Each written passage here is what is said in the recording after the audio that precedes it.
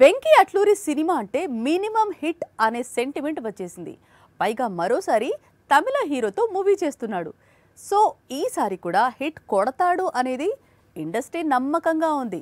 అయితే ఒక్క హీరోకు ఒక్కో టైటిల్ పెడుతున్న వెంకీ అట్లూరి సూర్య సినిమాకు ఏం టైటిల్ పెట్టాడో తెలుసా? సూర్య అంటే ఏ పాత్ర అయినా ఇట్టే చేయగలడు, ఆడియన్స్ ను ఇంప్రెస్ చేయగలడు. సింగం లాంటి యాక్షన్ ఫిల్మ్స్ అయినా, ఆకాశం నీ హద్దురా లాంటి బయోపిక్స్ అయినా, కొత్తదనం కోసం రెట్రో లాంటి పాత్రలు చేసినా, కంగువతో సాహసాలు చేసినా అది సూర్యకే చెల్లింది. Venky Atluri cinema titles simple గా ఉంటాయి, కానీ హీరోయిజం మాత్రం పవర్ఫుల్ గా ఉంటుంది. గతంలో ధనుష్ కోసం సార్ అనే టైటిల్ పెట్టి ఆశ్చర్యపరిచాడు. మొన్న దుల్కర్ కోసం లక్కీ భాస్కర్ అనే టైటిల్ పెట్టి పాన్ ఇండియాను షేక్ చేశాడు.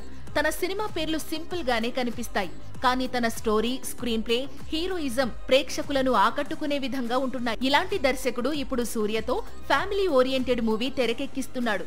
ఈసారి ఏం టైటిల్ ఫిక్స్ చేస్తాడు అని క్యూరియాసిటీ నెలకొని ఉండగా విశ్వనాథన్ అండ్ సన్స్ పేరుతో సినిమాను తెరకెక్కిస్తున్నాడట. సూర్య చాలా కాలం తరువాత చేస్తోన్న కుటుంబ కథా చిత్రం ఇది. మరి ఆ విశ్వనాథన్ పాత్రలో నటిస్తోన్న సీనియర్ నటుడు ఎవరు, సూర్య రోల్ ఎలా ఉండబోతోంది అనేది వచ్చే ఏడాదిలో ఈ సినిమా రిలీజ్ అయిన రోజునే తెలుస్తుంది.